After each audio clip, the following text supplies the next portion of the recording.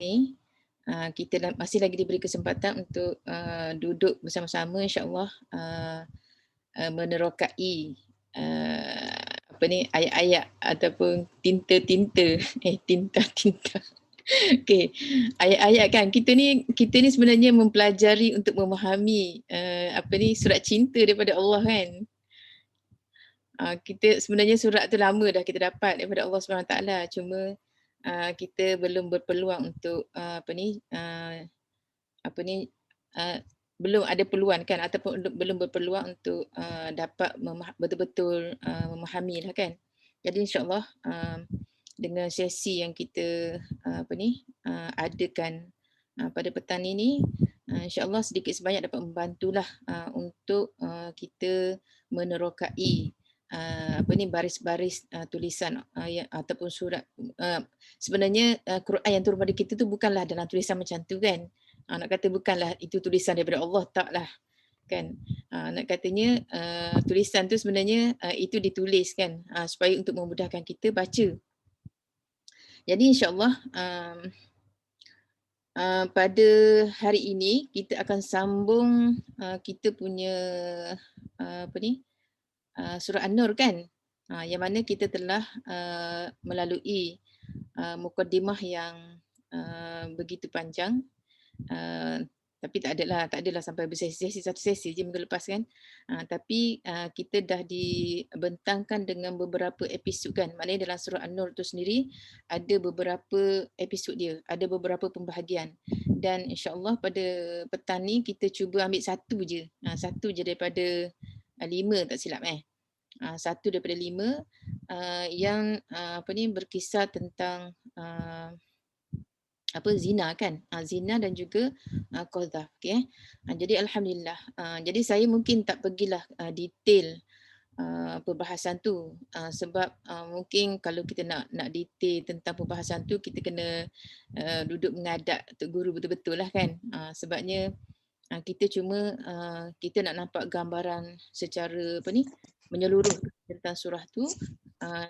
Salah satu daripada contoh yang kita kata Al-Quran tu sebagai panduan kan. Maknanya Allah turun ke Al-Quran kepada kita.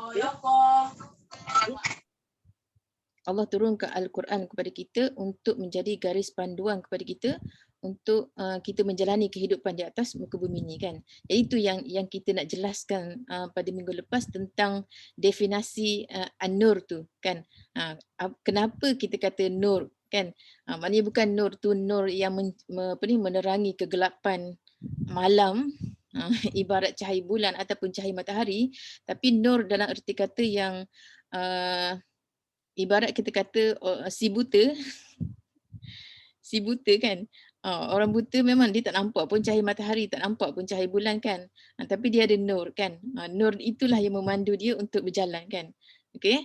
Jadi nak kata kat sini mana saya share dulu. Ada belum share ni? Kak Su nak share ke nak saya share? Kenapa tak boleh Kejap boleh Kak Su boleh share? Okay, cuba try Kak Su. Okay.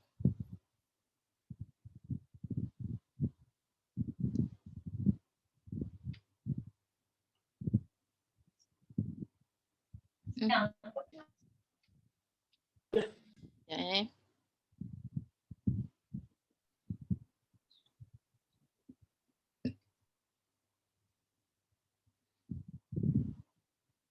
Cucu. Okey. Jadi minggu lepas kita dah masuk satu ni mengenai ayat pertama kan. Ayat pertama Allah Subhanahu Wa Taala telah berfirman iaitu auzubillahi minasyaitonir rajim bismillahirrahmanirrahim suratun anzalnaha wa faradnaha wa anzalna fiha ayatin bayyinatin la'allakum tadhakkarun. Jadi nak kata kat sini kita dah jelaskan macam mana yang dikatakan Allah kata surah suratun tu surah lah. Surah ini surah An-Nur tu satu surah yang telah kami turunkan. Okay? Kami turunkan wa faradnaha wa anzalna. Maknanya nak kata kat sini, kat mana yang kata An-Nur tu kan? Jadi kat sinilah Allah katakan, maknanya kita dah explain dah, lafaz An-Nur tu diambil daripada ayat ke berapa? Ingat tak? 35. Ayat 35. Okey. Ayat 35 kan? Nurun. Nurun apa ayat dia? Allahu nurus samawati wal ard. Okey. Allahu nurus samawati wal ardu. Masal nurihi kamishkatin fiha misbah al-misbahu fi zujajah az-zujajatu ka'annaha kawkabun durriyun yuqadu min syajaratin mubarakatin zaitunatin la syarqiyyatin wala gharbiyyah yakadu zaituha yudhi'u walau lam tamsashu nar nurun ala nur. Semua tu kan. Yahdillahu li nurihi man yasha' wa yadribullahu al-amsala lin-nas wallahu bikulli syai'in, ingat, Alim. wallahu bikulli syai'in alim. Okay. Jadi tu yang kita kata nama surah tu. Nama surah An-Nur tu dia ambil daripada ayat 35. Tapi starting surah An-Nur tu, Allah nak cerita yang surah ini diturunkan. Okay. Surah ini diturunkan untuk apa? Dia kata wa anzalna kat sini kan. Dalam tu dia ada cakap juga. Dia kata wa anzalna. Okay. Anzalna ni Allah cerita Allah yang turunkan. Allah turunkan fiha padanya, pada surah ini, iaitu ayatin, iaitu ayat-ayat yang jelas, bayyinatin, ayat-ayat yang jelas, la'allakum tazakkarun, moga-moga kamu dapat mengambil peringatan kan. Jadi kat sini dia nak ceritanya, ini yang kita kata nur bagi si buta tu. Okey. Nur bagi si buta. Maknanya kita tak nampak. Bukan kita kata matahari yang terang tu menerangi perjalanan kita. Tapi ayat-ayat yang jelas inilah, dia kata, ayat-ayat yang jelas inilah yang memberi peringatan kepada kita. Iaitu inilah yang akan kita baca, salah satunya. Maknanya kita kata part of. Maknanya daripada beberapa panduan yang kita dapat ambil sebagai pengajaran dalam hidup kita yang akan diceritakan dalam surah An-Nur ni. Jadi dia start kat sini, dia kata, maknanya surah ini, dia kata nak cerita ayat ni, surah ini dia startingnya dia kata dengar sesuatu yang unggul, badul farid, sesuatu yang unggul, yang mana dia nak cerita tentang betapa Al-Quran itu sangat-sangat mengambil ihtimam, sangat-sangat mengambil berat, sangat-sangat mengambil berat tentang unsur akhlaki. Maknanya nak kata pentingnya kat sini penjagaan akhlak tu dalam kehidupan. Okey. Kenapa Islam sangat-sangat titik berat dalam penjagaan akhlak dalam kehidupan seharian tu. Jadi kita nak cerita pasal zina ni dia isu besar. Isu besar nak handle masalah kerosakan akhlak tu. Maknanya salah satunya adalah hudud hadduz zina dan juga haddul qazaf kan. Jadi maknanya ini bila dah berlaku macam tu, itu adalah sebenarnya merupakan salah satu daripada kita kata gejala sosial kan. Maknanya keruntuhan akhlak kan. Maknanya petanda kepada keruntuhan akhlak. Jadi cara untuk membendungnya dia dah beritahu kan. Minggu lepas kita dah beritahu dia letak mukadimah yang membawa kepada keruntuhan akhlak tu. Jadi caranya kita akan jaga tu. Dia kata wiqayah, maknanya kita akan jaga benda-benda yang menjurus ke arah kejatuhan ke lembah kehinaan tu. Okey. Jadi sebab tu kat sini kata menunjukkan bahawa ni di terjemah yang tadi lah, saya dah terjemah maknanya menunjukkan bahawa Al-Quran sangat memandang berat tentang perihal akhlak dalam kehidupan. Hal ini sangat berkait rapat dengan keimanan yang telah ditanamkan di dalam jiwa seseorang itu. Okey. Kemudian jap. Okey, kita tengok kat sini. Iaitu yang tadi, yang kita cerita tadi pasal nur kan. Kita cerita nur tu bukanlah nur yang menyuluh kegelapan, kita kata kegelapan malam ataupun kegelapan apa lagi yang kita cerita kegelapan tapi nak cerita ni lebih umum lah maknanya nur Allah ni kalau kegelapan malam, kegelapan siang tu matahari bulan lah. Okey. Tapi nak kata dia lebih spesifik lagi, lebih khusus lagi, iaitu dia kata yang menyuluh hati manusia. Takkanlah kita nak logik ke kalau kita nak kata cahaya bulan ataupun cahaya matahari yang menyuluh hati kita? Takkan.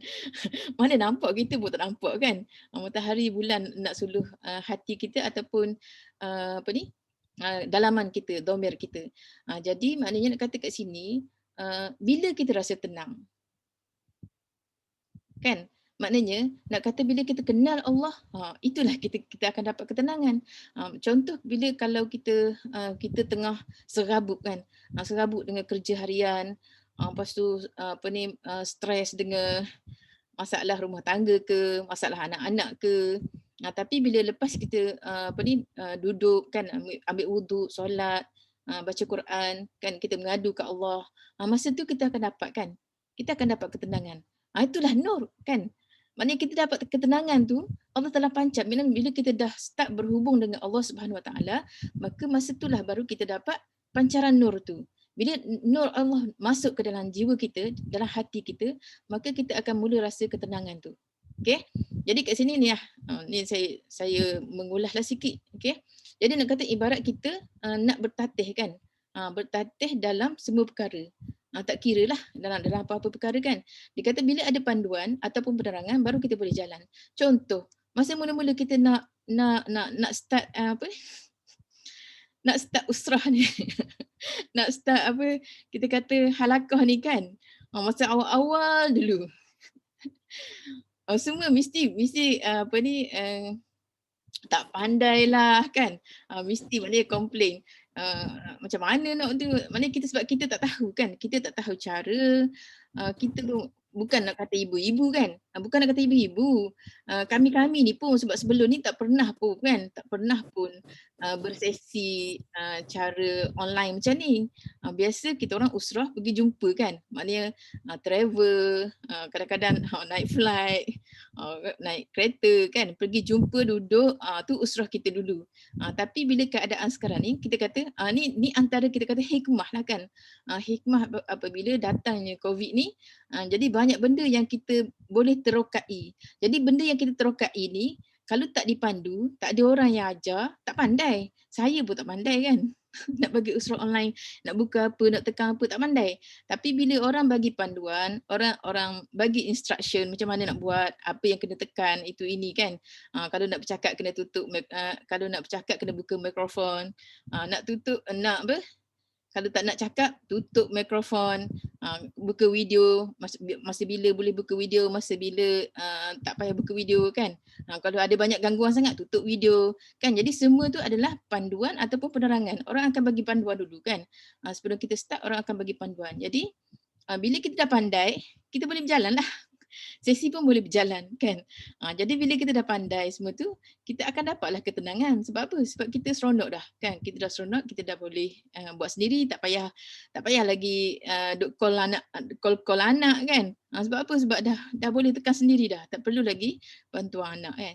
Jadi nak kata itu apabila satu-satu hal yang asalnya menjadi susah kepada kita, tapi bila dah kita kata Allah dah bagi kan, macam contoh banyak kan, sebenarnya dalam kehidupan kita pun banyak sangat kan, bila kita dah melalui fasa-fasa yang kita kata apa ni, yang dulu kita jahil, sekarang kita dah apa ni, diberi banyak pengetahuan, ilmu oleh Allah Subhanahu Taala, maka kita start kan, kita start rasa ketenangan tu dan start rasa seronok untuk apa ni, dekat dengan Allah kan. Yang kita tahu Allah sebenarnya sentiasa nak dekat dengan kita kan. Kalau kita berjalan satu langkah, Allah datang kepada kita berapa langkah? 10.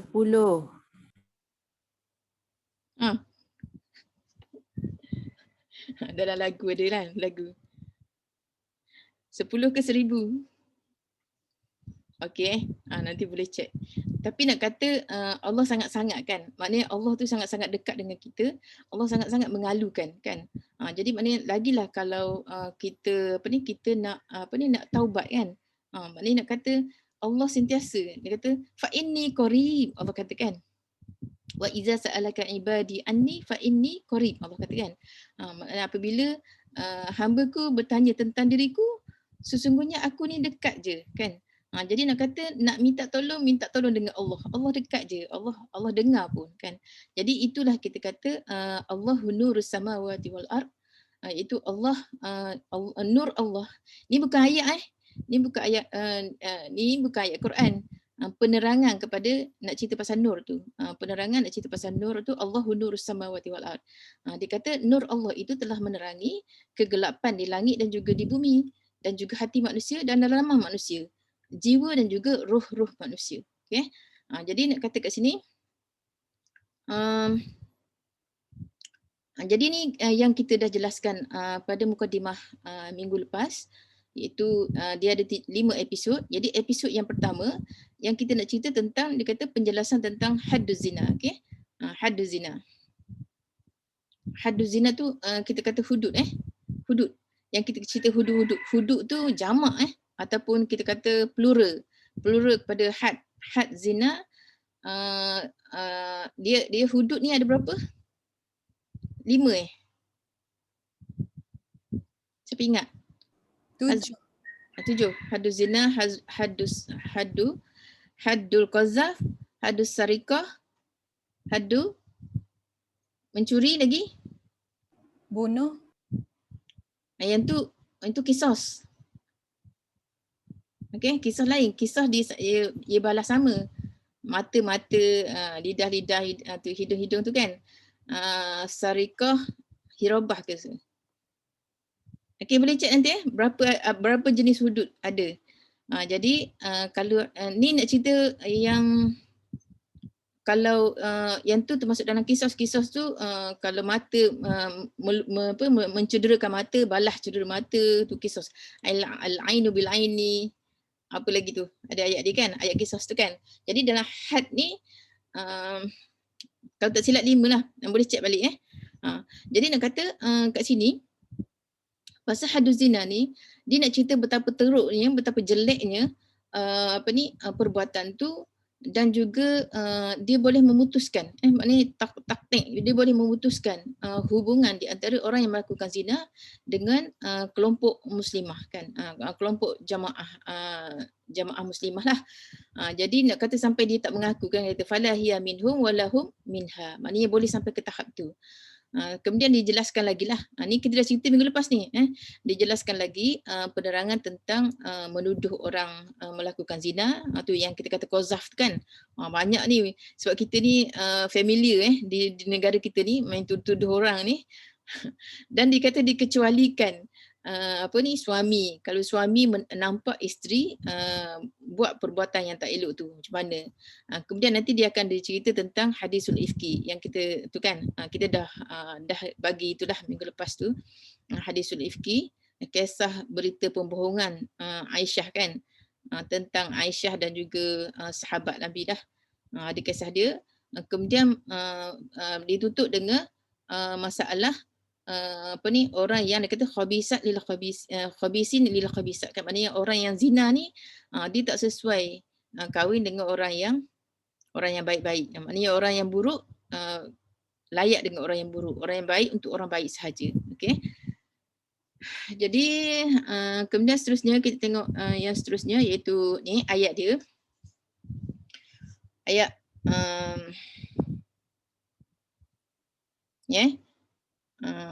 ayat 1 dan ayat 2, 3. Ayat 1, ayat 2, ayat 3. Jadi ayat 1 sudah, ayat 2 start dengan kisah zina. Okey,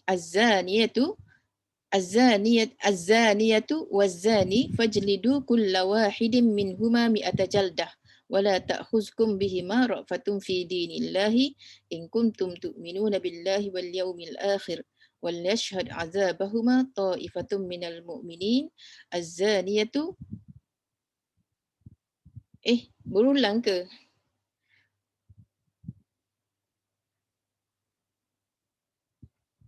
Jap. Jadi panjang ayat dia. Sorry. Okey, ayat tu jadi berulang 2 kali. Mana? Az-zani la yankihu illa zaniyatan aw musyrikah. Waz-zaniyatu la yankihuha illa zanin aw musyrikah wa hurrima zalika 'alal mu'minin. Kena tutup balik. Jap.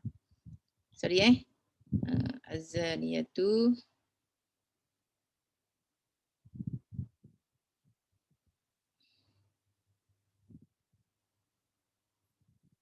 mana.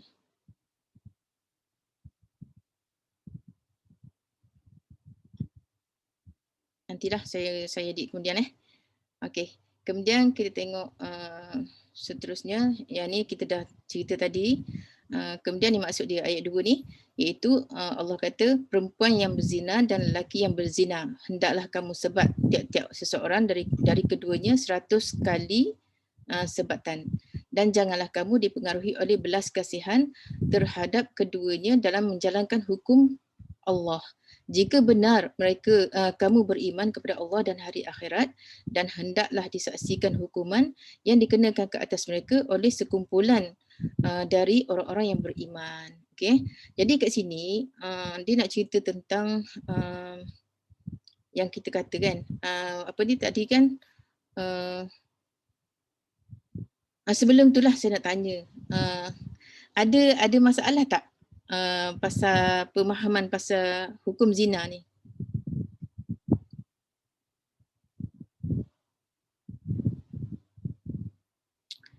Nak tanya apa yang tergambar?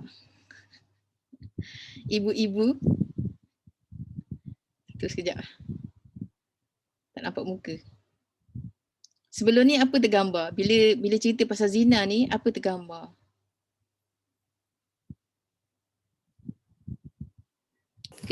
Hukum sula je tahu. Hukum sula tu Samira Padi. Yelah. Samira Padi. Ada dah masa Islam tu Samira Padi. Okey. Yang macam kena tangkap basah tu macam termasuk dalam zina juga.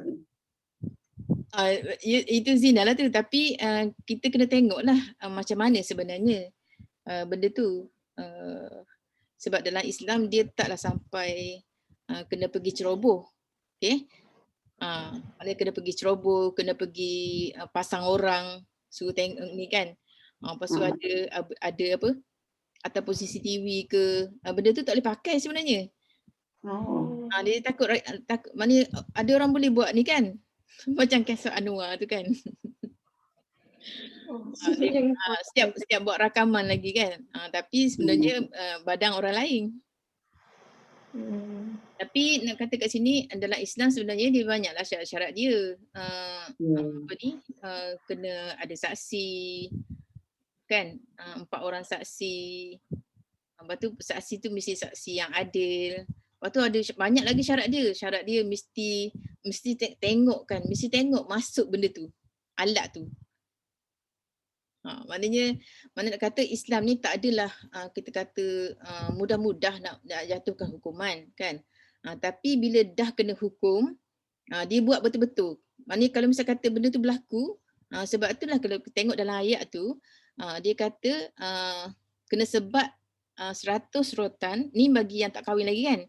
Bagi yang tak kahwin tu, dia kata kena fajliduhum sama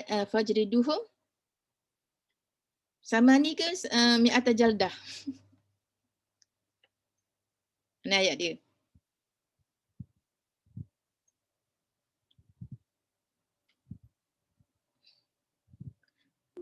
Ayat dia tadi, fajliduhum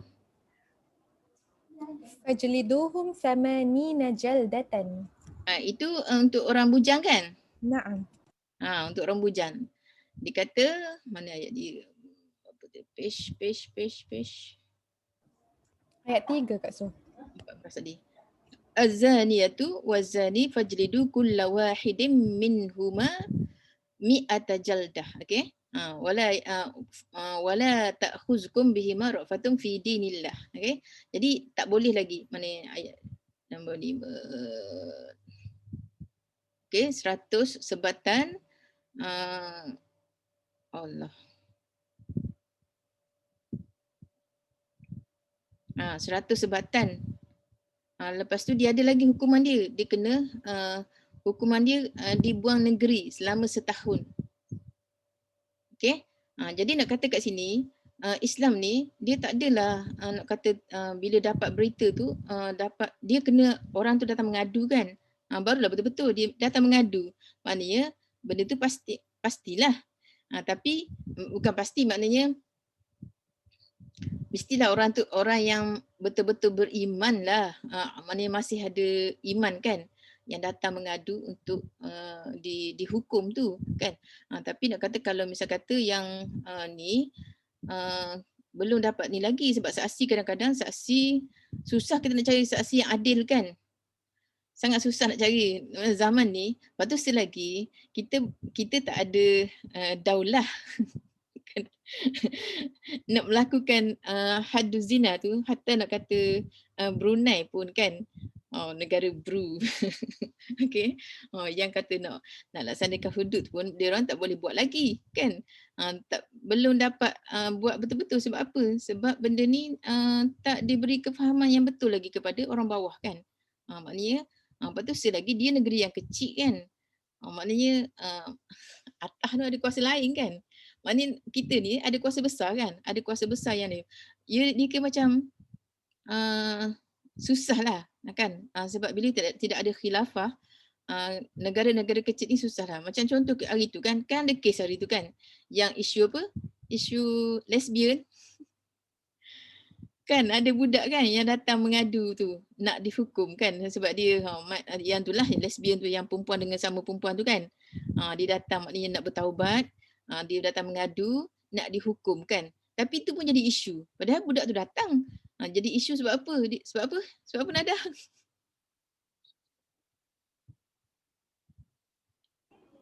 Yang sis masuk campur tu ke Kak Su? Oh ya kot. Yang Dungun tu. Yelah. Sis masuk campur kata ni bukan hak untuk suka-suka hati hukum orang tu kan. Jadi macam nak kata kat sini, selagi Islam tu tak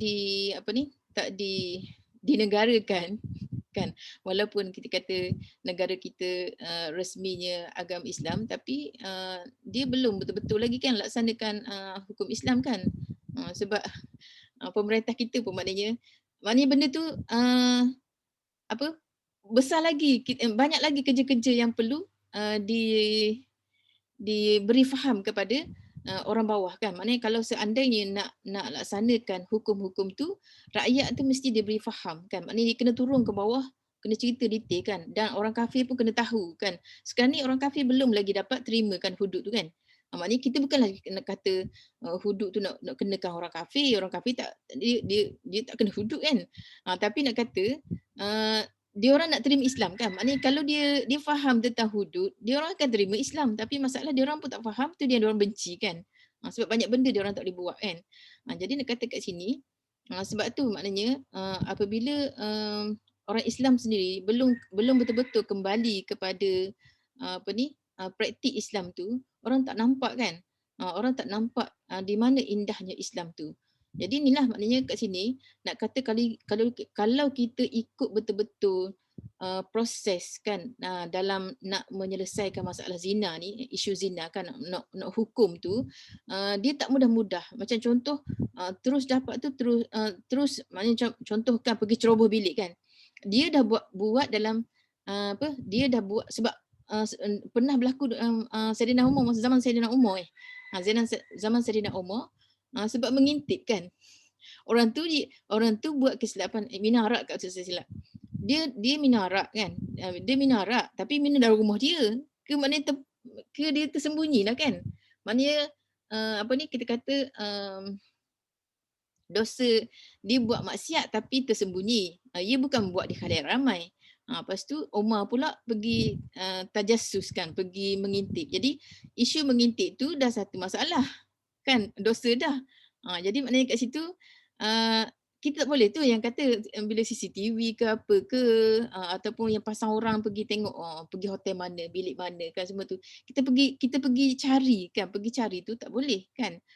Dia nampak depan mata macam tu. Macam contoh kan sekarang ni selamba je kan buat maksiat tu, dalam taman lah, bawah tangga lah. Maknanya tempat-tempat yang kita kata tempat-tempat awam, orang tak malu sekarang ni buat kan. Lepas tu itulah yang kata yang nak kata nak salahkan siapa? Nak salahkan orang yang melakukan zina ke ataupun nak salahkan banyak pula cerita kan. Jadi kalau kita bincang benda ni banyaklah pula ceritanya. Cerita-cerita yang salahkan siapa, lepas tu lagi pergi balik ke rumah pula kan, didikkan keluarga dan sebagainya, mana terlalu bebas bagi anak keluar masuk kan dan sebagainya, banyak kan. Tapi kita tak nak ceritalah dulu yang tu. Cuma kita nak cerita yang kalau ikut dalam Islam tu apa ni? Tadi mana tadi? Kalau ikut dalam Islam mana Allahuakbar.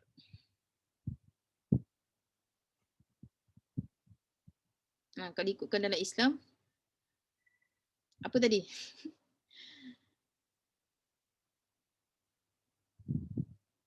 Tu Kak saya tengah cakap 100 sebatan tu.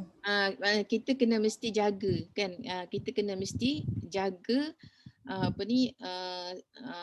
perkara-perkara yang menjurus ke arah tu kan. Nanti dia akan cerita dalam part yang kalau tak silap yang ketiga. Nanti kita boleh cek lah yang ketiga yang ada adab. Ya start daripada rumah kan.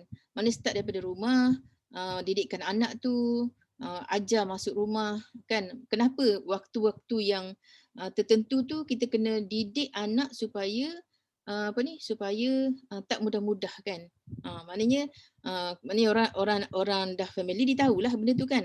Maknanya anak tu kena ajar bila sampai umur kita kata umur balik, dia kena ajar anak tu kena belajar adab kan. Nak masuk biliknya, mana tanya boleh masuk tak, ketuk dulu ke ataupun apalah. Maknanya kena minta, kita kata istizan kan, minta izin untuk masuk. Sama juga dengan ni kita pergi yang nak masuk rumah kan, nak masuk rumah ataupun kita pergi rumah orang. Maknanya maknanya dia ada adab dia. Cara ziarahnya macam mana nanti, tak boleh tengok duduk depan pintu pun tak boleh direct macam tu kan. Kena duduk tepi sisi pintu supaya orang buka pintu tak terus nampak. Maknanya banyak benda-benda tu Islam ajar kepada kita. Okey. Ni. Jadi ni kita nak cerita tentang apa tadi? Tentang hadduz zina tadi. Yang mana nak kata betapa Islam ni sangat-sangat meletakkan syarat yang ketat kan.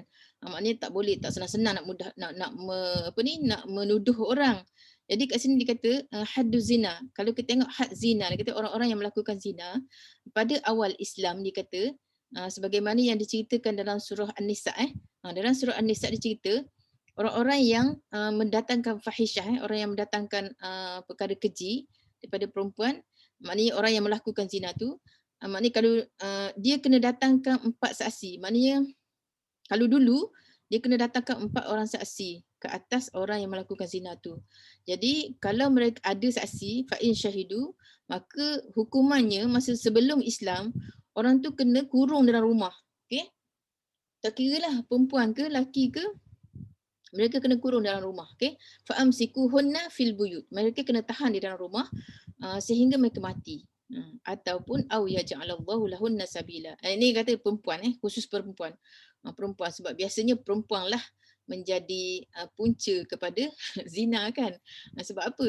Sebab perempuan ni tak jaga. Perempuan yang tak jaganya kan. Nak menonjol-nonjolkan diri kan. Jadi kat sini dia kata had mar'ah.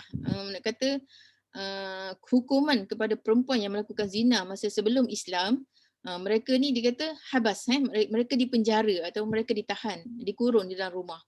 Dan sama juga yang lelaki pun. Jadi kemudian Allah turunlah kan, maknanya hadduz zina. Dulu dikata haddul mar'ah. Okay. Haddul mar'ah dengan haddul rajul. Jadi sekarang ni Allah turun hukum sama je. Hukum dinamakan hadduz zina. Khusus maknanya part zina ni.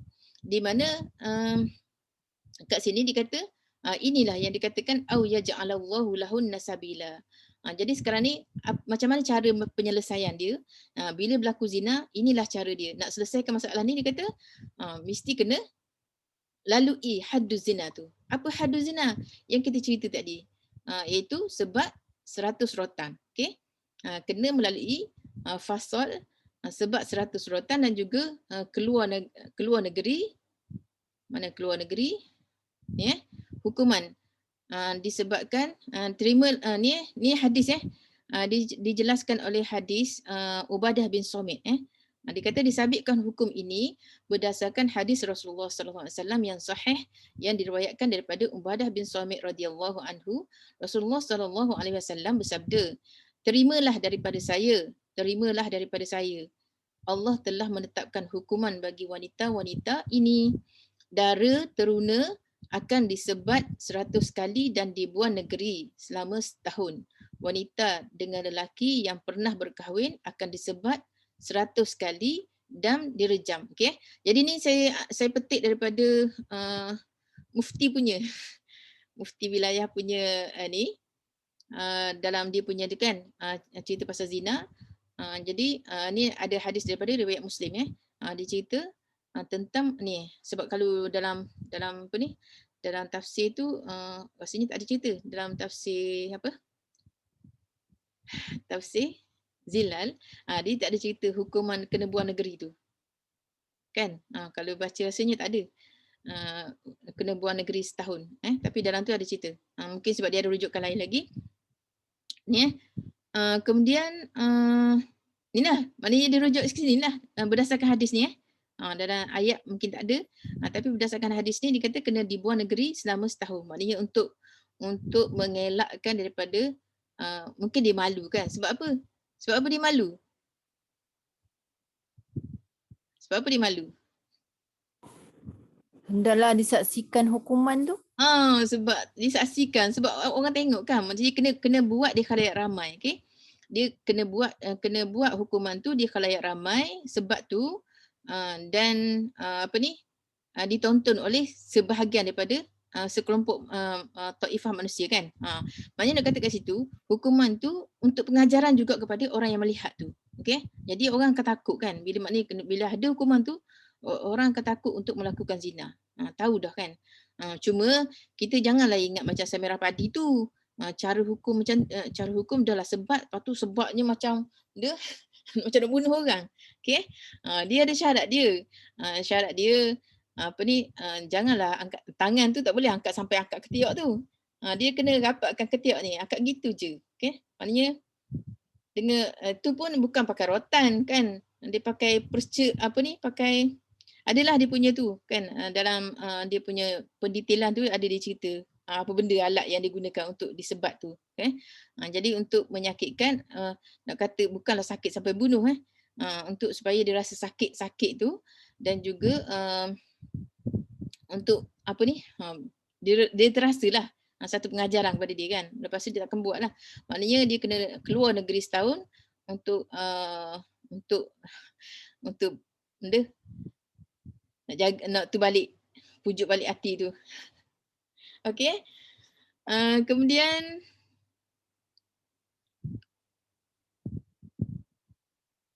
dia kata jildu maknanya bagi yang anak dara al-bikr, maknanya yang belum berkahwin, lelaki ataupun perempuan, dia kata kena kena sebat. Tapi syarat dia kata mestilah muslim, baligh, akil, hurum. Ni ada syarat-syarat dia lah. Zina, macam mana kalau budak budak yang tak berakal lagi, macam mana? Syarat dia mesti muslim, baligh, berakal dan juga merdeka. Merdeka sekarang tak ada lah semua merdeka kan. Berakal maknanya nak kata dah sampai umur dah ni. Dah sampai umur balik. Sekarang ni lagi teruk kan. Tak balik lagi pun. Dah melacurkan diri.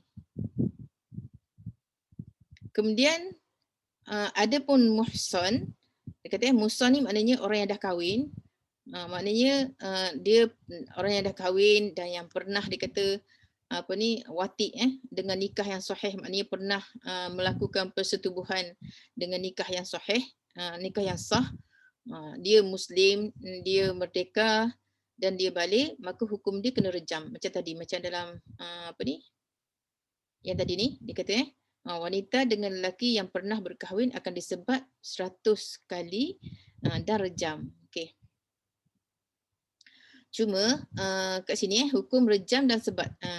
nak cerita hukum bagi orang yang melakukan zina ni, dia kalau dalam Quran dia hanya sebut pasal sebat je. Dia kata sabata al-jildu bil Quran.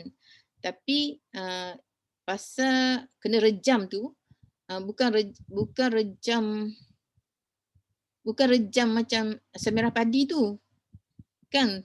Rejam semerah padi tu dia sula dengan tombak tu kan, daripada mulut sampai ke kemaluan tu. Bukan. Okey? Bukan cara tu.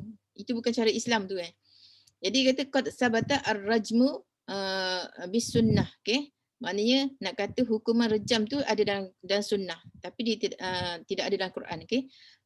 Dalam Quran hanya cerita pasal sebat je, 100 rotan tadi. Tapi nak kata kat sini ni.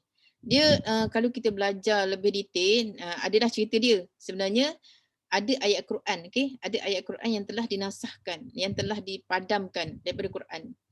Ni, sebab dulu saya belajar, saya hafal lah ayat ni. Okey.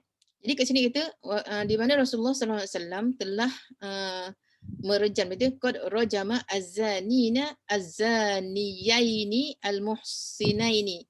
Maknanya Rasulullah sallallahu alaihi wasallam telah merejam dua orang yang melakukan zina iaitu yang dua-dua telah kahwin.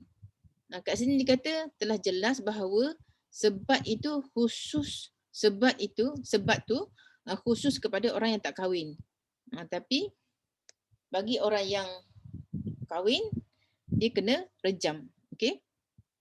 Kat sini jadi ayat ni, ayat asy-syaikhu wasy-syaikhatu iza zanaya farjumuhuma albattah. Okey. Masa zaman Nabi ayat ni masih ada, okey. Masa zaman Nabi ayat ni ada. Wujud, okey. Ayat ni wujud. Asy-syaikhu wasy-syaikhatu iza zanaya farjumuhuma albattah. Cuma dia tak ceritalah ayat tu. Ayat ni sepatutnya ada kat mana, okey? Dia tak cerita. Cuma ayat ni telah dinasahkan, okey? Ayat ni telah mansukh, telah dipadamkan daripada Quran. Tapi hukum dia still ada. Wa hukmuhu bakin. Okey, tapi hukum dia masih ada, mana diamalkan. Sebab tu makna tadi dalam hadis tadi kan? Hadis mana tadi? Dalam hadis riwayat Muslim ni nombor dia 1690, maknanya dia kata ayat tu, ayat asy-syaikhu wasy-syaikhatu tu telah dipadamkan daripada Quran, tapi hukum dia still digunakan. Inilah yang dikatakan dalam dalam hadis ni, di mana wanita dengan lelaki yang pernah berkahwin akan disebat dan juga direjam. Okey. Ni dia kata sabata sabata bis sunnah tu. Maknanya sabit dengan sunnah. Maknanya dalam sunnah yang ada, dalam hadis Nabi yang ada cerita tentang orang yang dah kahwin melakukan zina, maka dia kena rejam. Okey.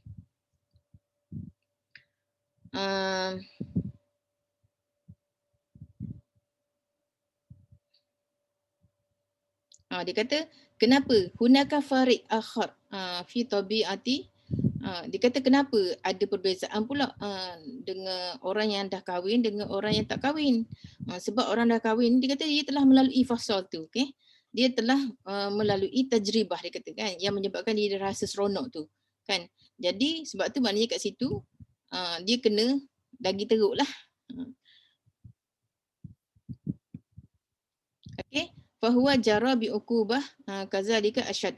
Jadi maknanya sebab tu dia kata balasan tu ataupun kita kata denda yang diberikan kepada orang yang dah kahwin tu lagi teruk daripada orang yang baru, orang yang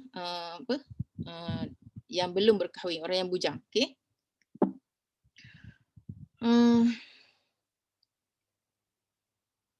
Boleh lagi ke setakat ni? Ni yang dicerita tadi kan, yang dicerita tadi maknanya kat sini Islam sangat-sangat melarang kan.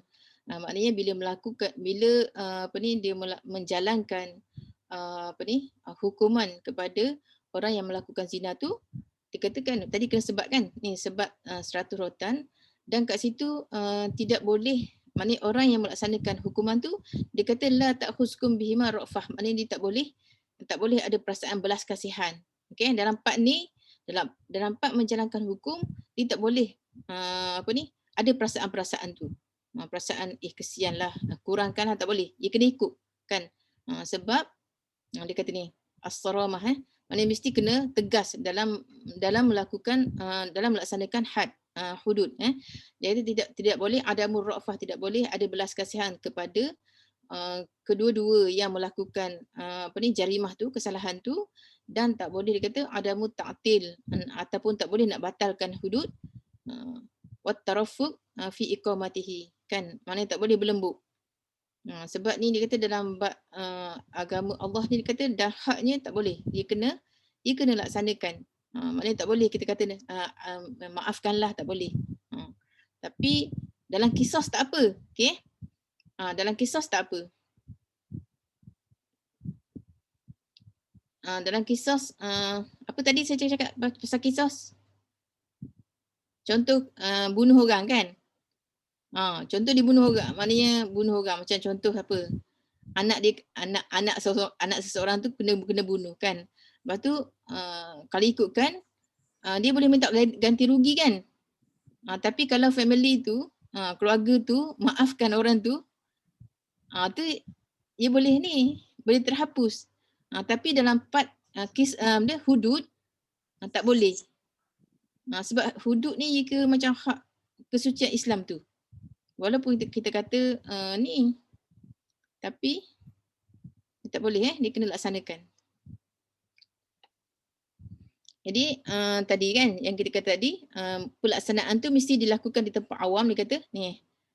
Iqamah fi masyhad am, kena tempat awam yang dihadiri oleh taifah minal mukminin, dihadiri oleh sekumpulan manusia. Jadi tujuannya itulah iaitu untuk memberi perasaan tu, rasa bersalah, dan itulah kepada orang yang melakukan dan juga kepada orang yang melihat tu, supaya dia taklah nanti cuba-cuba untuk melihat tu. Jadi isu ni saya ada baca dah dalam saya tu sikitlah. Dia kata wa ma arsalnaka illa rahmatan lil alamin. Ini nak cerita pasal mufti punya ni mana ni dia kata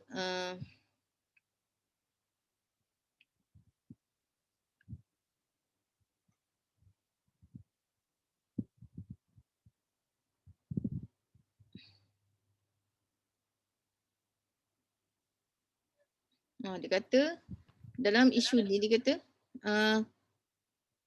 adakah gugur zina bagi penzina yang sudah bertaubat? Okey, isu taubat lain hukum hudud mesti kena balas.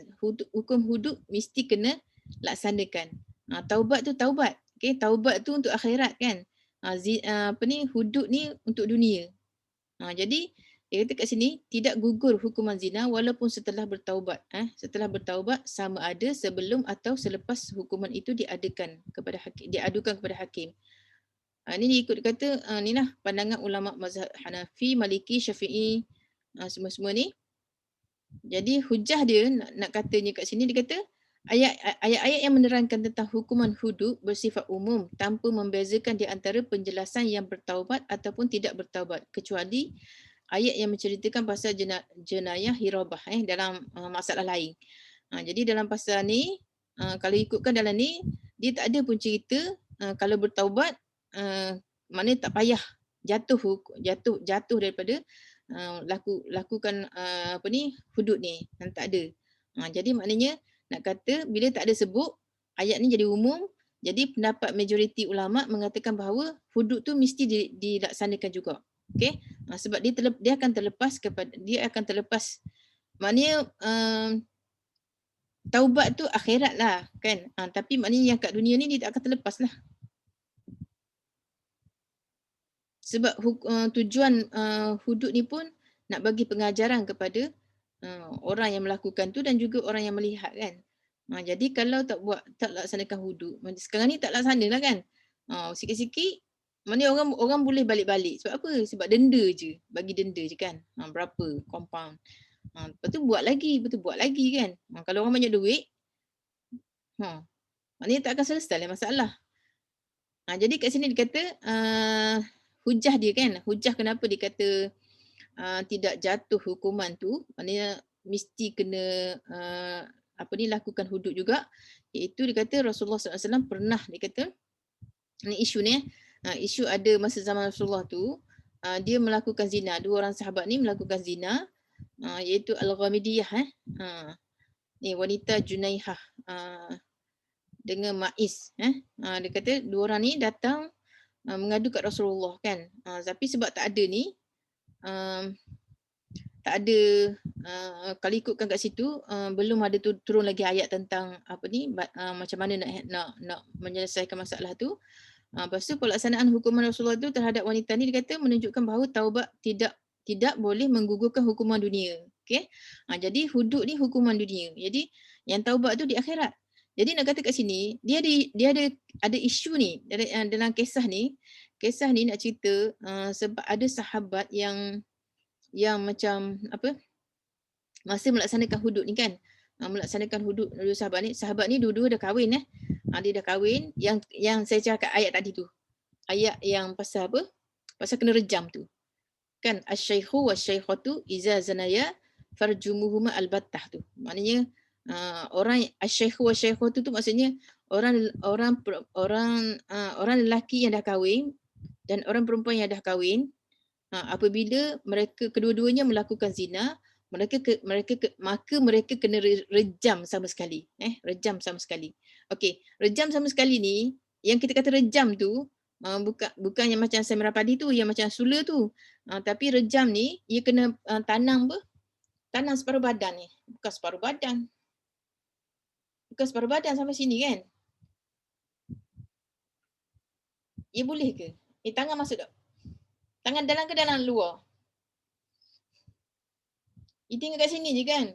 Tinggal kat sini. Kat dalam ke tangan?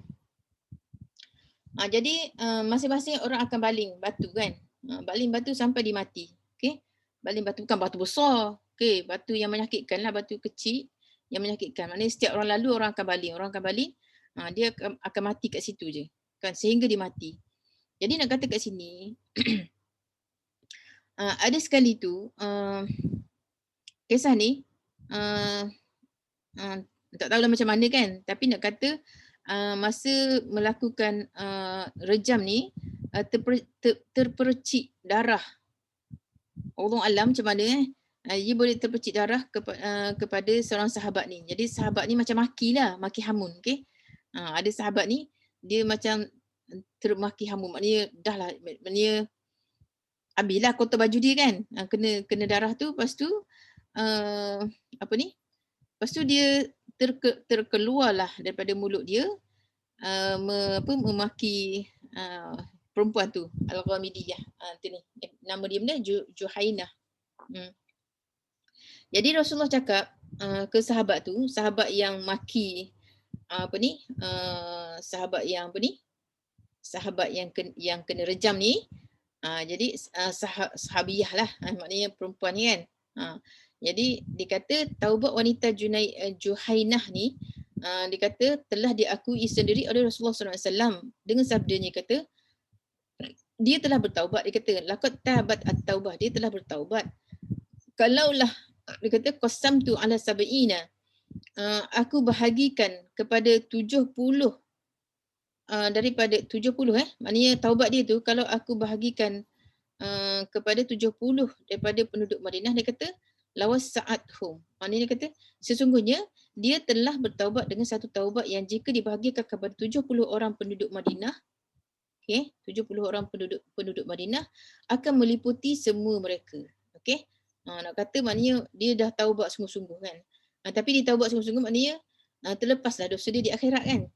Cuma ni maknanya digugurkan, maknanya bila dia menyerahkan diri untuk untuk dilakukan kisah tu, untuk dilakukan hudud tu, kena rejam tu, maka dia kata digugurkan, maknanya tergugurlah dosa di kat dunia tu. Okey, boleh ke?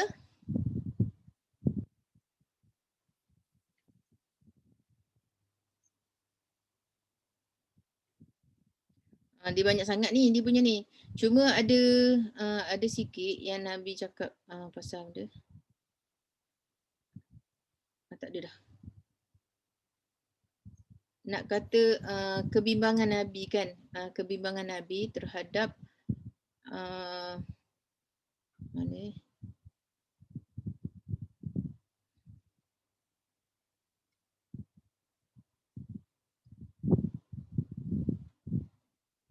Ni.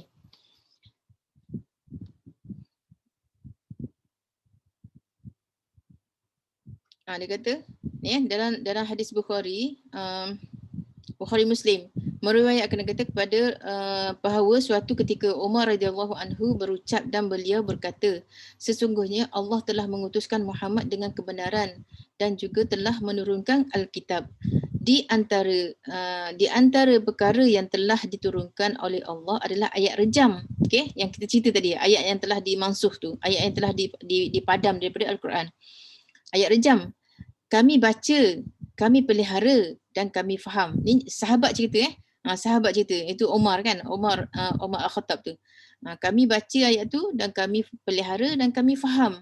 Apabila Rasulullah SAW merejam, kami juga akan merejam selepas daripada ketiadaannya. Maknanya hukuman tu terlaksanalah masa zaman sahabat kan. Maknanya walaupun Rasulullah dah tak ada, sahabat masih lagi praktik hukuman tu bagi orang lelaki ataupun perempuan yang muhsan, yang telah berkahwin, melakukan zina. Jadi hukumannya adalah kena rejam. Okay? Jadi masa ketiadaan Nabi pun dia kata kami melaksanakan hukuman tu. Namun aku bimbang, ni Umar cakap Umar cakap, namun aku bimbang setelah masa berlalu dan akan ada yang berkata, kami tidak jumpa pun ayat rejam dalam kitab Allah, iaitu Al-Quran. Inilah isunya. Okay? Jadi kalau kita tak belajar kan, maknanya kalau kita tak belajar dan kita tak tahu, rupanya ada ayat kan. Sebelum tu rupanya ada ayat yang cerita pasal hukuman rejam tu.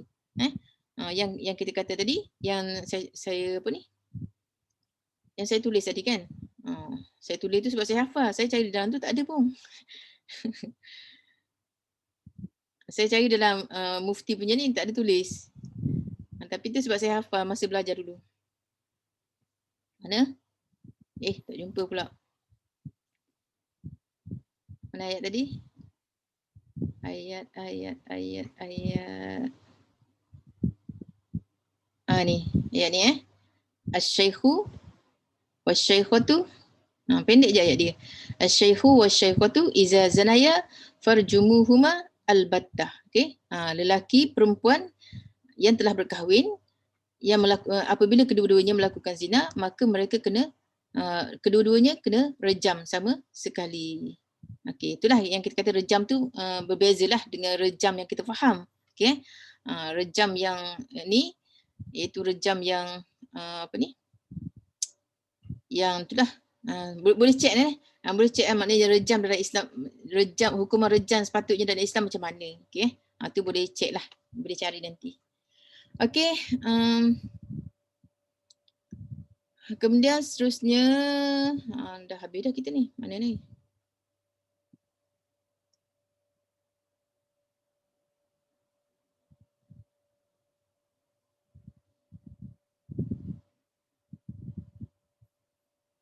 Kemudian hukuman ni nak cerita tentang dia kata az-zani la yankihu illa ayat yang ketiga Ayat yang ketiga ke yang keempat? Yang ketiga. Az-zani la yankihu illa zaniyatin aw musyrikah waz-zaniyatu la yankihuha illa zanin aw musyrik wa hurrima zalika 'alal mu'minin. Jadi nak ceritanya kesudahannya bagi orang yang melakukan zina, mereka ni tak layak lah, maknanya tak bagus nak kahwin dengan orang yang soleh kan. Maknanya orang zina kena kahwin dengan orang zina juga ataupun orang musyrik laki, tak kiralah sama ada lelaki ataupun perempuan. Dia kata az-zani au musyrik. Az-zani mana? Dia kata az-zaniyatu la yankihuha illa zanin au musyrik. Samalah kan. Sama ada lelaki zina ataupun perempuan zina, mereka ni tak layak nak kahwin dengan orang lain kecuali dia kahwin dengan orang yang melakukan zina juga ataupun orang musyrik. Tapi benda ni dia kata diharamkan, okey? Diharamkan daripada orang mukmin. Maknanya orang mukmin tak boleh kahwin dengan orang ni. Ni hukum asal dia Dia lainlah pula kalau misal kata apa mereka telah bertaubat kan. Jadi bukan ini kata allazi yatraqibun. Sebab orang mukmin sepatutnya dia tak akan melakukan zina. Sebab apa? Zina ni hanya berlaku kepada orang yang jauh daripada iman ni kata Okey. Kemudian tadi dah kita masuk qazaf dah.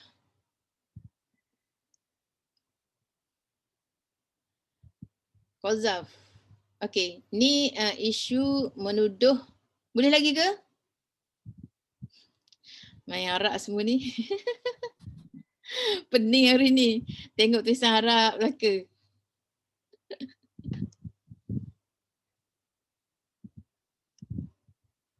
Boleh lagi tak? Hari ni rasa macam payah ke? Cakaplah sikit. Berat sikit tapi insyaAllah kot kita kalau review balik, buat revision balik insyaAllah boleh ingatlah. Okay. Orang lain okey ke?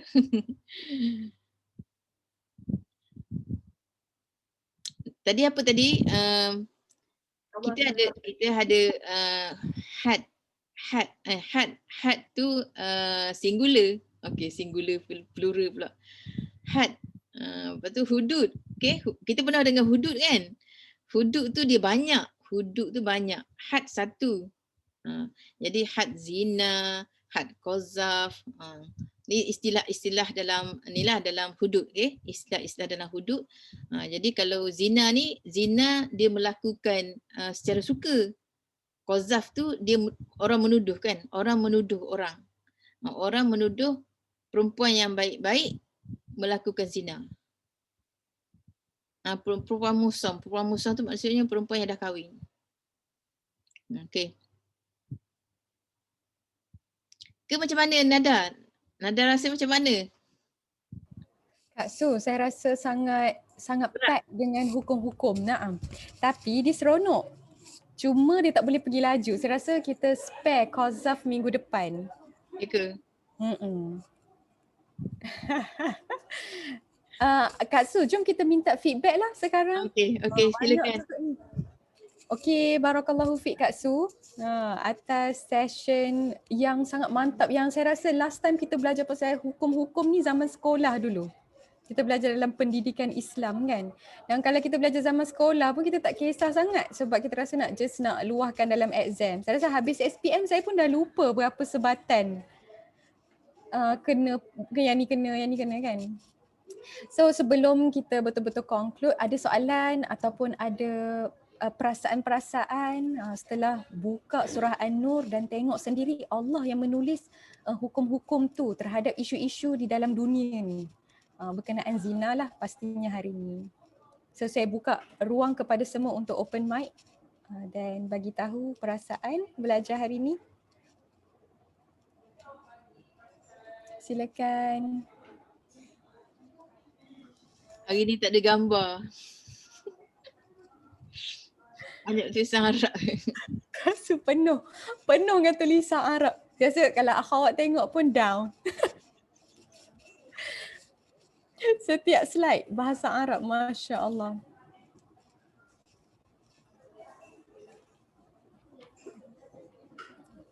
Macam mana?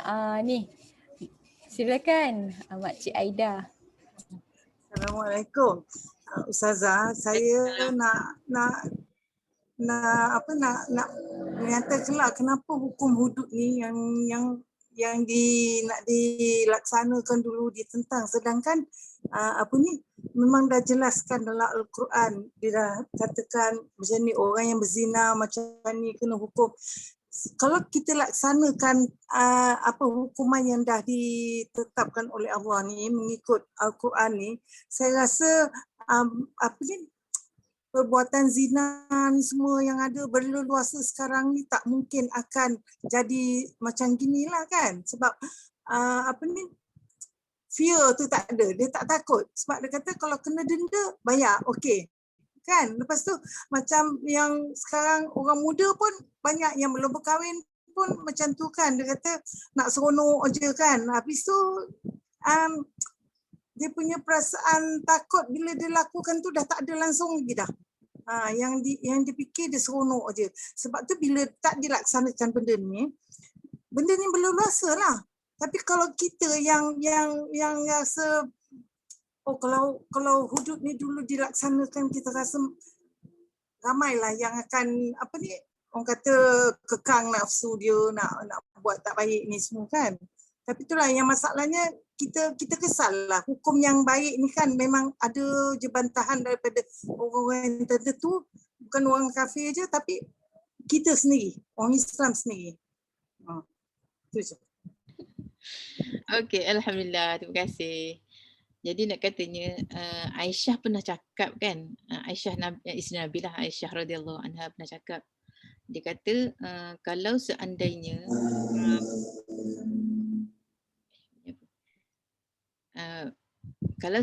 dia kata turun hukum mula-mula, maknanya masa awal Islam tu turun hukum mengharamkan arak, nescaya tak ada orang dengar tak ada orang yang dengar. Maknanya awal-awal datang Islam terus nak haramkan tu, nak haramkan ni, nak haramkan tu. Maknanya tak akan berlaku lah. Maknanya orang tak akan ikut. Okay? Sebab masa tu culture Arab pun memang kita kata zina tu berleluasa, arak pun berleluasa. Maknanya menjadi kita kata memang memang tabiat dia orang lah minum arak apa kan. Terpayang besar-besar kan. Terpayang tempat nak perang anggur tu, nak buat minuman keras tu kan. Jadi nak katanya sebab tu ini yang kita belajar kan. Yang kita kata kita nak bina akidah. Kenapa Islam tu 13 tahun Nabi tanam akidah je. Nak betulkan akidah kan, kefahaman, nak bina hubungan dengan Allah, nak kenal Allah dan sebagainya. Maknanya fokusnya kepada pembinaan akidah tu, nak bagi orang faham kan. Jadi bila dah faham tu, bila dah sampai ke Madinah, bila hijrah ke Madinah, baru turun hukum. Kan? Dulu hukum tak turun awal. Jadi kita ni masalah kita sebab kita terima Quran terus debok macam tu kan. Kita turun satu buku terus kan. Kita terima satu buku terus. Jadi dalam keadaan kita terima Islam ni, kita faham runcit-runcit kan. Kita faham sikit je, kita faham bab solat, bab tu, bab ni. Tapi sebenarnya yang sepatutnya yang kena berakar umbi dalam diri kita ni tak di kita kata tak dimasukkan. Kita tahu rukun Islam berapa,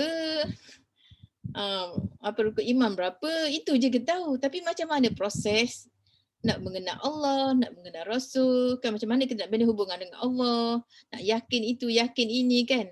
Mana nak yakin yang rezeki daripada Allah, maknanya tak pernah pun kita diajar benda tu supaya orang faham kan.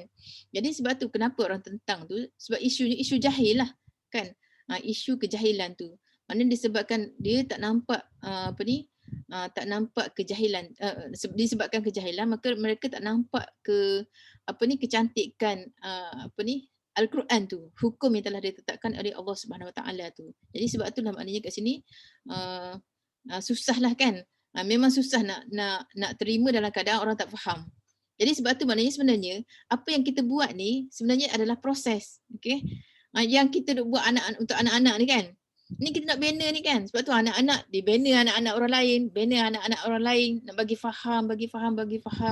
Sebab sekarang ni nak kata banyak punca yang boleh menjadi menjurus ke arah maksiat tu lagi kuat kan. Serangan musuh Islam kan, nak merosakkan anak orang Islam ni berleluasa kan. Jadi kalau kita tak buat benda-benda macam ni kan, bagi faham kepada anak-anak yang orang Islam kan, yang kita buat sekarang ni dah macam-macam kan, TikTok lah, benda lah kan. Jadi maknanya benda-benda yang kadang-kadang dulu kita tak terfikir benda ni, tapi maknanya sekarang ni kita nak cuba bagi alternatif kan. Yang tak elok tu kita nak tukar kepada yang elok supaya mereka faham kan, mereka faham dan mereka jelas sebenarnya apakah matlamat dan tujuan kita datang ke dunia ni kan. Bukan nak seronok-seronok, tapi sebenarnya kita ada tugas kita sebagai hamba Allah kan. Jadi sebab tu maknanya besarlah kerja dia nak bagi faham. Kita tak bolehlah terus-terus nak pergi nak pergi marah kat pemimpin kan. Jadi kita kena bina orang bawah ni. Orang bawah ni bagi faham supaya maknanya kerja tu lebih ringan kan, lebih mudah. Jadi macam memanglah kalau orang tahu kebaikan, hatta nak kata sebab masalah dia, isu dia orang kafir tak terima hudud sebab dia tak nampak keindahan Islam tu. Sebab orang Islam tak pamerkan. Kan orang Islam lah yang kita kata yang masalah sosial yang banyak orang Islam kan. Yang yang kita kata banyak apa ni, yang jadi apa ni kita kata ibu ayam ke bapa ayam ke banyak orang Islam kan. Maknanya kita jarang dengar orang kafir kan. Yang sumbang mahram ke apa ke orang Islam lakukan. Jadi macam itulah bendanya bila orang Islam sendiri tak menunjuk contoh yang baik, itu yang menyebabkan orang tak nampak indah Islam dan orang susah nak terima Islam. Dia nampak yang tak elok je kan. Dia nampak macam mana hudud ni. Maknanya yang isu tak boleh minum arak tu yang tak boleh. Isu tak boleh makan babi, itu yang orang apa? Itu untuk orang Islam kan. Benda tu untuk orang Islam, yang tak boleh tu untuk orang Islam. Jadi orang kafir ni dia tak faham kan. Sebab tak faham, sebab apa tak faham? Sebab tak ada orang Islam yang bagi faham kan. Jadi itulah maknanya masalah kita, isunya sebab apa ni? Kita tak boleh menunjukkan satu apa ni? Kita kata gambaran yang indah terhadap Islam tu kan. Maknanya kalau semua orang kita ni faham Islam, pandai bercakap, boleh cerita apa ni, apa manisnya iman, apa manisnya Islam, ramailah orang masuk Islam kan. Itu yang saya ada share apa ni, yang satu video yang apa ni, India tu kan. Ada siapa nama lupa. Ada tak? Saya satu video yang ada, saya rasa saya ada share satu yang dia mula-mula dia malu nak masuk Islam tu. Oh, Ustaz Farid Ravi ke? Ustaz Yang perempuan. Ada kemarin ke saya hantar? Ada saya hantar. Ke dalam grup lain. Tapi last sekali kan dia kena tu kan, anak dia pun pulau dia ada 2 orang anak dia pulau dia. Lepas tu last sekali anak dia yang lepas tu mak dia pun masuk Islam juga lepas tu. Sebab dalam mindset dia, kalau dah Islam putus hubungan kan, putus hubungan maknanya tapi dia tak kan, sebab dia bila dia masuk Islam dia belajar kan, dia belajar dekat tu, dekat apa ni, Hidayah Center dia belajar. Jadi bila dia bawa contoh yang baik, lepas tu last sekali mak dia pun masuk Islam kan. Tapi dia besarlah, banyaklah ujian-ujian yang dia lalui tu. Sampai dia lama juga dia sembunyikan Islam dia tu. Semayang dia kat Masjid India, lepas tu dia buka tudung balik, nak balik rumah buka tudung, tak nak bagi ni. Last sekali terserempak dengan kakak dia yang tahu.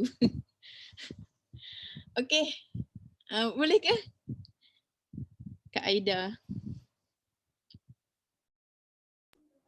Okey, lagi ada tak sesiapa nak share perasaan dia? Dongak sikit. Assalamualaikum.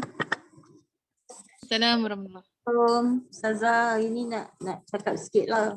wabarakatuh. Maksudnya apa yang saya pelajari pada petang ni ialah kita ni kalau kita nak menuduh orang zina tu bukan satu perkara yang mudah lah.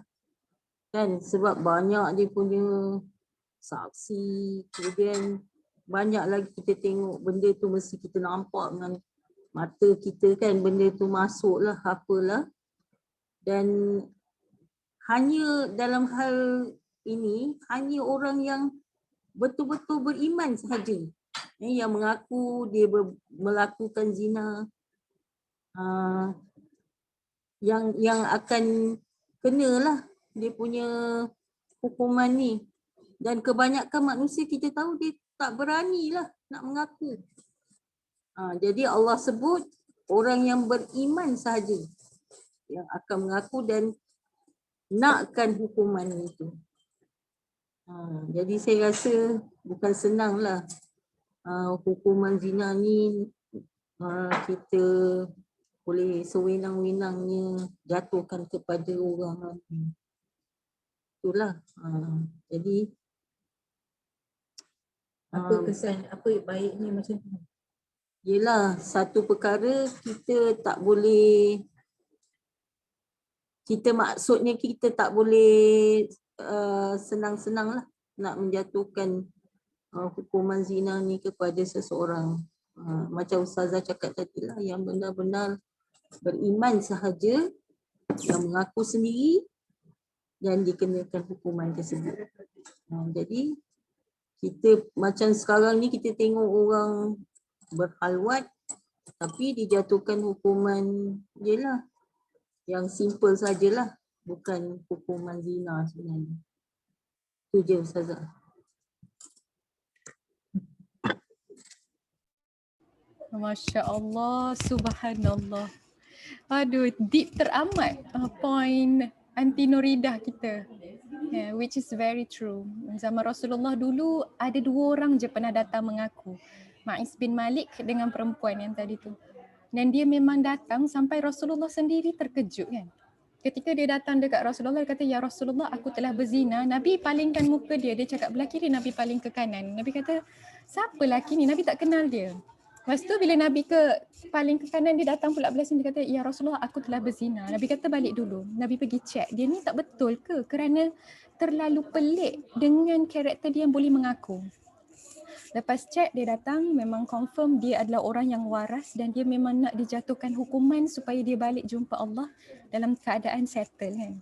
Dan betul lah, itulah bukti bahawa keimanan kita ni kan, iman bila dia masuk dalam hati kita, bila kita buat satu maksiat, dia akan memberontak.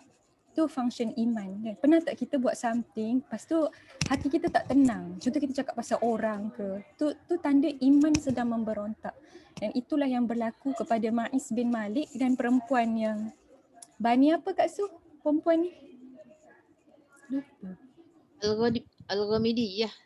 Al-Ghamidiyah, 2 orang. Dan satu lagi benda lah yang saya sangat tersentuh. Saya tak tahulah, Kak Su tahu tak dulu ada satu cerita, zaman ni saya tadika dekat TV. Cerita ni Cinderella, Ahmad Idham dengan Haliza Misbun. Yalah, gara-gara tengok TV. Korang tengok tak cerita tu? Tengok. Itulah kali pertama saya tahu isu zina. Sebab waktu tu hujan, lepas tu semua orang intai dekat rumah tu. Lepas tu apa perkataan dia? Kata, dah basah dah. Lepas tu barulah semua orang serbu. Remember tak scene tu? Jadi dia macam satu konflik because bila Ma'iz bin Malik datang jumpa Rasulullah, dia kata, "Aku telah berzina." Zina ni dia boleh buat seorang-seorang ke?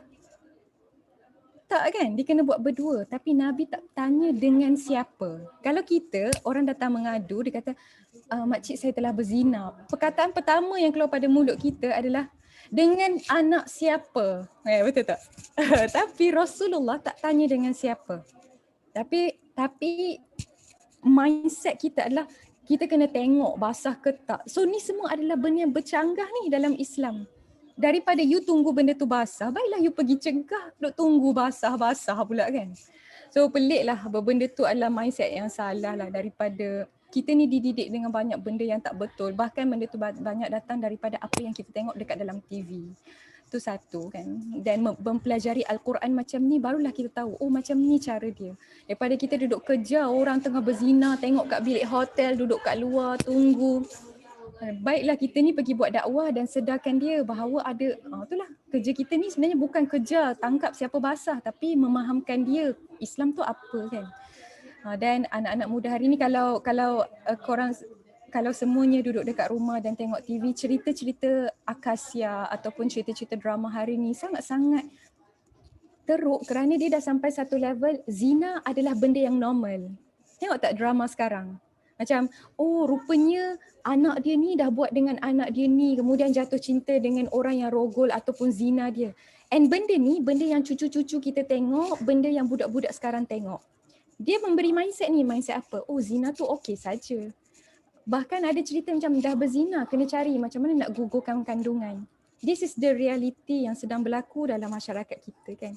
Dan Alhamdulillah saya diberi peluang 2 kali pergi ke rumah Raudatus Sakinah. Rumah Raudatus Sakinah ni adalah rumah pelajar-pelajar yang telah terlanjur dan kebanyakannya memang mengandung. So warden dia cakap gini, dulu 10 tahun lepas kita tahu dia berzina dengan siapa. Maksudnya dia berzina dengan boyfriend dia ataupun orang yang dia kenal. Hari ni dia sendiri tak tahu dia mengandung anak siapa. Macam mana datang benda ni? Sebab dia duduk tengok dekat dalam TV, tengok dekat dalam YouTube. Bila you jatuh hati, buat pandangan dan terus berzina. Benda-benda ni adalah benda yang menjadi makanan harian diorang dan benda tu membentuk cara fikir.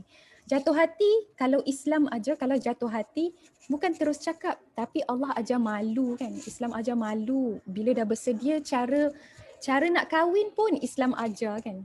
Bukannya pergi confess dan kita couple, kita kenal dulu dalam 2 tahun baru kahwin. Tak, Islam ajar macam mana? Ikut guna orang ketiga kan.